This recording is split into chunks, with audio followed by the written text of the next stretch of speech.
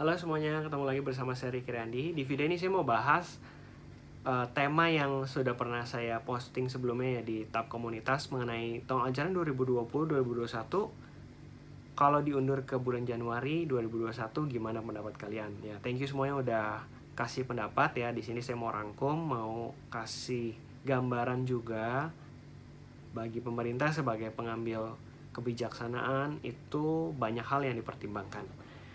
Dari semua yang sudah masuk ya, saya rasa cukup berimbang antara yang setuju dan tidak setuju, tapi lebih dominan memang yang setuju ya. Jadi setuju diundur ke Januari 2021 dengan konsekuensi selama 6 bulan dari Juli sampai Desember ini kalian berarti tidak ada kegiatan belajar mengajar.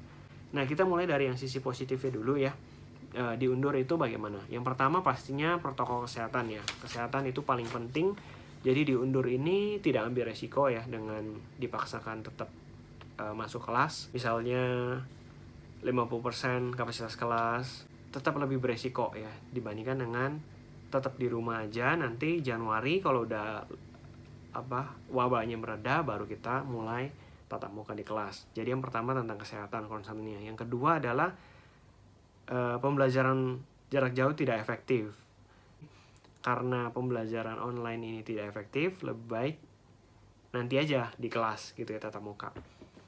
Lalu juga mencegah nyontek waktu lagi ujian. Kalau ujian online kan rentan banget ya buat saling nyontek-nyontekan. Jadi ini sisi positif ya, mencegah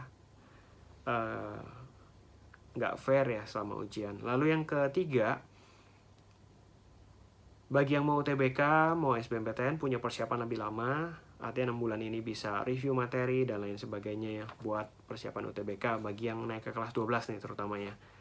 Lalu berikutnya yang keempat ya, ada waktu 6 bulan ini buat seperti di pause dulu ya kegiatan belajar mengajarnya, keluar dari segala rutinitas buat kalian refleksi diri, buat ngembangin minat, bakat, pengen kuliah jurusan apa sih, jadi lebih punya passion, lebih tahu arahan hidup, karakter ya, mengembangin karakter.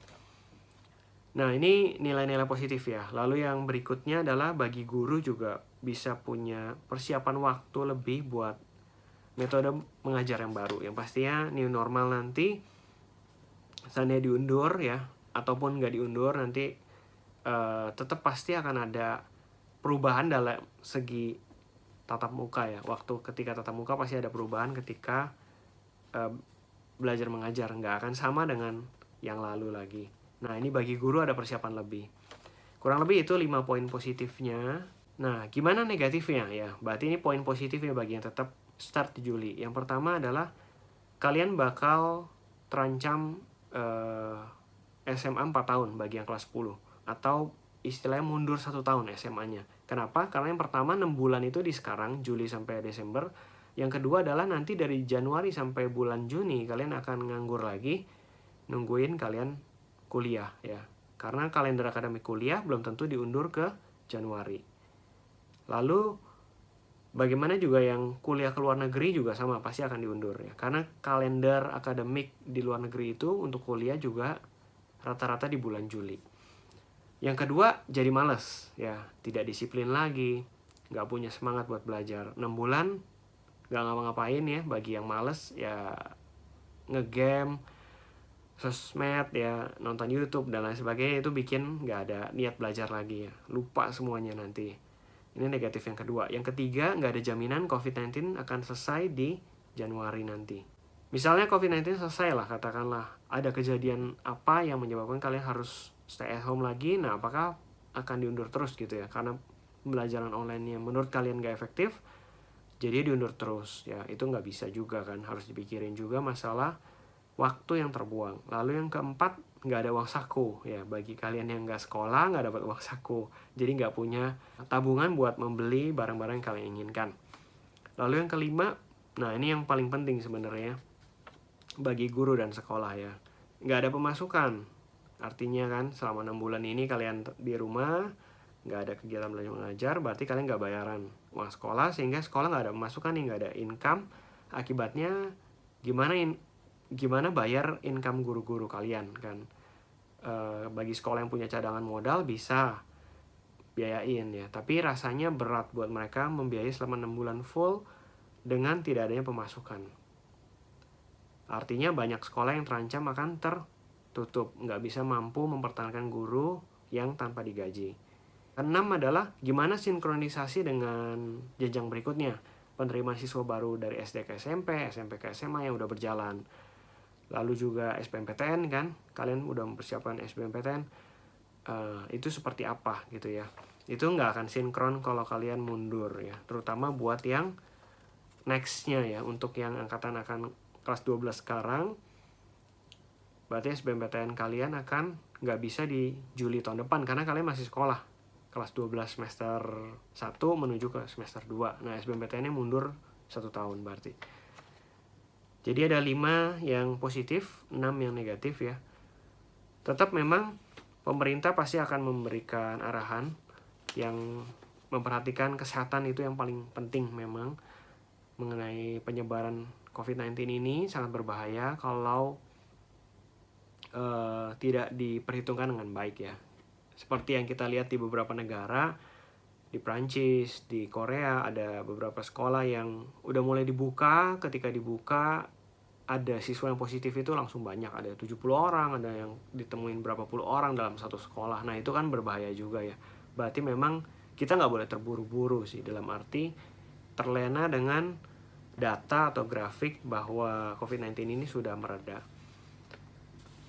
Jadi pemerintah pasti akan memperhatikan kesehatan yang pertama ya. Yang kedua adalah hak pendidikan, itu tetap harus diberikan. Lalu yang ketiga juga masalah keberlangsungan sekolah, itu juga penting ya.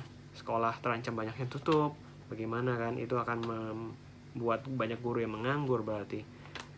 Lalu berikutnya, pembelajaran online tidak efektif, ini akan menjadi evaluasi harusnya ya bagi guru-guru, bisa segera beradaptasi dengan perubahan yang ada. Tapi kalian nggak akan bisa hindari ya untuk pembelajaran online ini. Menurut saya memang udah eranya akan berubah, tidak lagi seperti yang tradisional yang harus tatap muka. Semua akan menuju ke arah online ini. Jadi kalian mau nggak mau memang harus siap sih. Perubahan di awalnya pasti memang tidak enak ya, tapi semua harus beradaptasi. Saya sih berdoa supaya semuanya bisa segera pulih ya COVID-19 ini, ya bisa kembali sekolah normal. Cuman kalau dari prediksi sepertinya memang tidak akan dalam waktu dekat ya. Paling cepat mungkin September atau Oktober, itu juga dengan pembagian kapasitas yang nggak bisa full. Mungkin hari ini kelas 10 yang masuk, besok kelas 11, besoknya lagi kelas 12.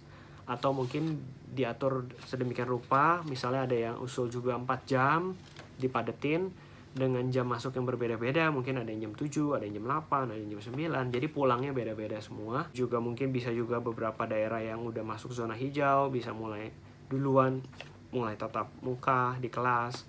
Tapi bagi daerah-daerah yang masih perlu perhatian ya dengan protokol kesehatan, nggak bisa mulai dulu ya.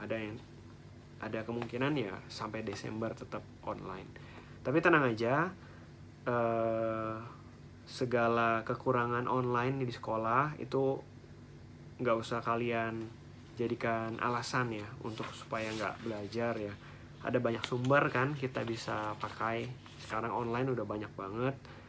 Bimbel Smart juga akan terus membantu buat kalian belajar, mendampingi, melengkapi kalian kalau memang masih nggak ngerti lewat pembelajaran di sekolah. Oke, mungkin sekian ya. Thank you semua yang udah berikan pendapat, komentar. Kita tunggu aja pengumuman pemerintah seperti apa ya, dan dari sekolah kalian masing-masing. Tetap jaga kesehatan, semangat ya, dan kita doakan aja semoga COVID-19 ini bisa segera hilang ya, segera berakhir wabahnya. Oke, sampai ketemu di video berikutnya. Thank you semuanya. Bimbel Smart, your smart solution.